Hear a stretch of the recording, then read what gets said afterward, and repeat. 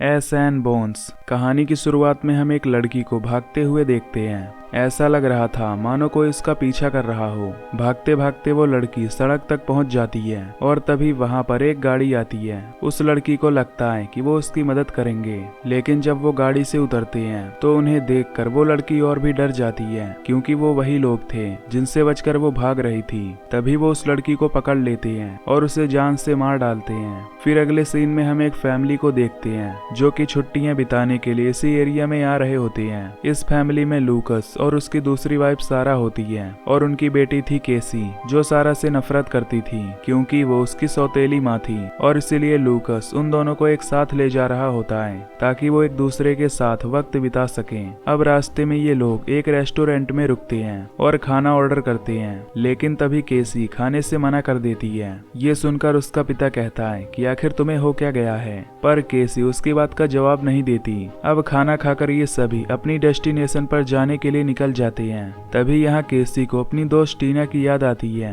कि कैसे वो दोनों स्कूल के बहाने सारा दिन एक अबैंडन्ड घर में वक्त बिताते थे, जहाँ पर वो नशा और पेंटिंग्स भी करती थी। अब कुछ देर बाद लूकस अपनी फैमिली के साथ उस केबिन में पहुंच जाता है जो कि उसके भाई का था, जो कि फिलहाल अभी टाउन से बाहर था। फिर वो अपने भाई को कॉल करके उससे केबिन की चाबी के बारे में पूछता है। उसका भाई कहता है कि वो दरवाजा खुला हुआ है। ये सुनकर केसी अंदर जाती है और अपना कमरा पसंद कर लेती है। तभी रात में जब ये डिनर कर रहे होते हैं तो केसी सारा को छेड़ने लगती है और उसका मजाक उड़ाने लगती है। ये देखकर लूकस उससे कहता है कि तुम अपनी माँ से ऐसे बात नहीं कर सकती। केसी को यह सुनकर बुरा लग जाता है और वो खाना वहीं छोड़कर अपने पिता की गाड़ी से टाउन में खाने के लिए जाती है। तभी वो एक बार में पहुंचती है और एक ड्रिंक ऑर्डर करती है, पर बार टेंडर कहता है कि अभी तुम 18 साल की नहीं लग रही, इसलिए तुम्हें ड्रिंक नहीं मिलेगा। ये सुनकर केसी उसे अपनी नकली आईडी दिखाती है। ये देखकर बार टेंडर उसे ड्रिंक दे देता है। तभी केसी के पास एक लड़का आता है जो उसे छेड़ने लगता है, लेकिन तभी वहाँ पर एक कपल केसी की मदद करते हैं और उस लड़के को वहाँ से भगा देते हैं। ये देखकर केसी उनके पास जाती है और इसके लिए उन्हें थैंक्स बोलती है। तभी वो दोनों उसे बताते हैं कि उनका नाम टकर और मैरी है। केसी उनसे कहती है कि वो शहर से आई है, इसीलिए उसे गांव के बारे में ज्यादा नहीं पता।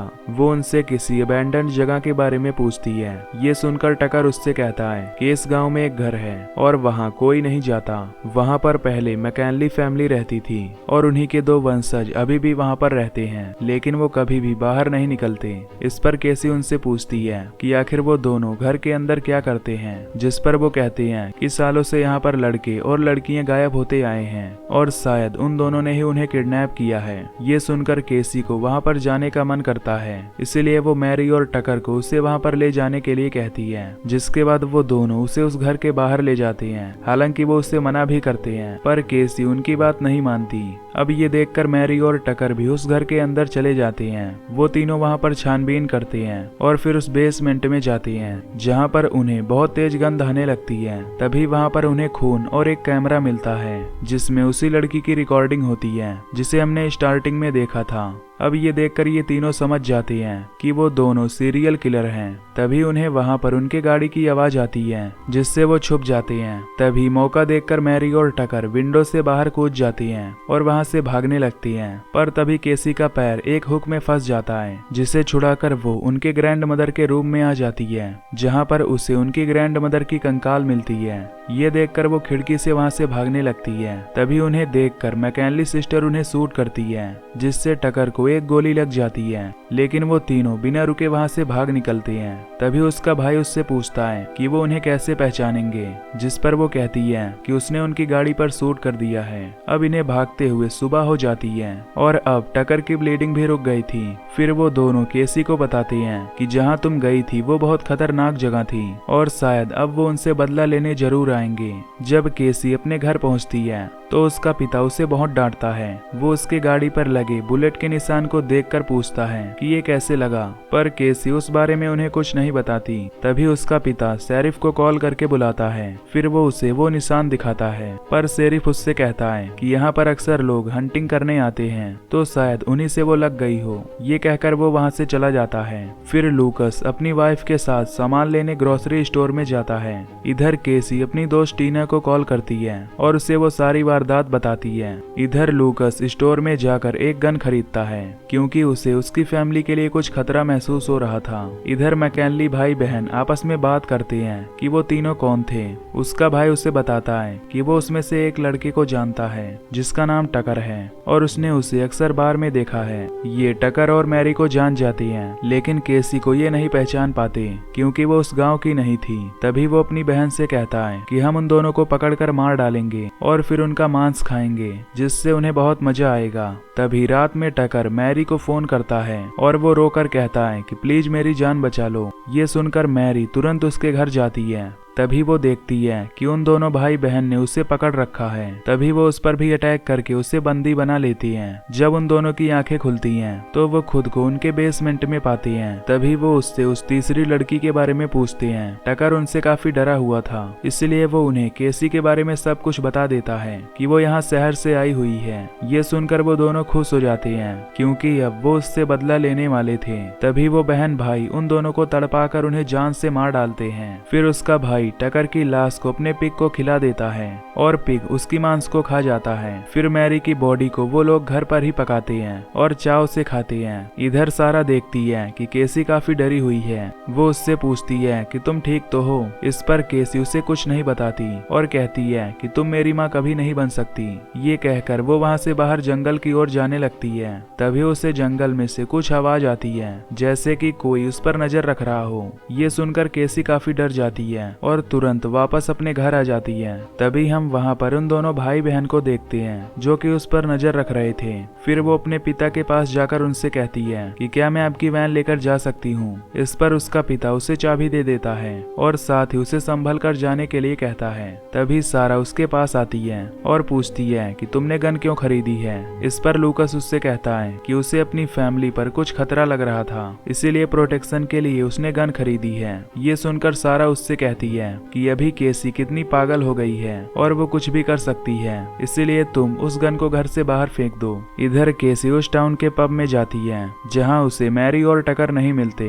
तभी शेरिफ उसके पास आकर उससे पूछता है कि क्या तुम्हें टकर और मैरी के बारे में कुछ पता है। इस पर केसी कहती है कि वो नहीं जानती कि वो दोनों कहाँ हैं। ये सुनकर शेरिफ उसे अपना कार्ड देता है और कहता है कि जरूरत होने पर मुझे कॉल कर देना। इधर लूकस और सारा जब अपने घर में होते हैं तभी उनके दरवाजे को कोई जोर से खटखटाता है। फिर जैसे ही लूकस दरवाजा खोलता है तो उसे वहाँ पर ढेर सारा खून दिखाई देता है। तभी वो भाई बहन उस पर हमला कर देते हैं। फिर जब केसी अपने घर पर आती है तो वो अपने दरवाजे पर खून देखकर डर जाती है। वो शेरिफ को कॉल करने की कोशिश करती है पर वहाँ पर नेटवर्क नहीं था। इसके बाद केसी अंदर जाती है तो उसे वहाँ पर सारा बंधी हुई मिलती है। तभी सारा उससे कहती है कि वो तुम्हारे पीछे है। तभी वो उस पर भी हमला करके उसे भी बंदी बना लेता है। इधर उसकी बहन लूकस को जंगल में ले जाकर उसके सर पर सेब रखती है और कहती है कि वो बहुत अच्छी शूटर है। लूकस उससे कहता है कि तुम्हें जितने भी पैसे चाहिए मैं देने के लिए तैयार हूँ, पर वो उससे कहती है कि उसे पैसों का लालच नहीं है, उसे बस उनका मांस चाहिए। इधर सारा उसके भाई से पूछती है कि तुम ऐसा क्यों कर रहे हो। इस पर वो कहता है कि तुम अपनी बेटी से इसके बारे में पूछो। तभी केसी उसे बताती है कि वो उसके घर में एडवेंचर करने के लिए गई थी, लेकिन उसे नहीं पता था कि ये लोग ऐसे हैं। ये सुनकर मैकेनली उन दोनों को टॉर्चर करता है और फिर बाहर चला जाता है। जब वो बाहर होता है तो केसी खुद को छुड़ा लेती है और शेरिफ को कॉल करके उससे मदद के लिए बुलाती है। तभी मैकेनली ब्रदर वहाँ पर आ जाता है जिससे वो फिर से बंधे होने का नाटक करती है। तभी वहाँ पर उसकी बहन लूकस को लेकर आती है और कहती है कि वो उसके साथ कुछ मजे करना चाहती है। फिर वो लूकस को एक कमरे में ले जाकर उसके साथ जबरदस्ती इंटीमेट होती है। इधर जब शेरिफ उनके घर पर आता है तो वो अपने सामने मैकेनली ब्रदर को खड़ा हुआ पाता है। तभी वो उसे पीटता है और कहता है कि तुम कितने बेवकूफ हो, मैंने तुम्हें कहा था कि सिर्फ गांव तक ही सीमित रहो। ब्रदर उससे कहता है कि वो उसकी ग्रैंडमा के रूम में घुसी थी।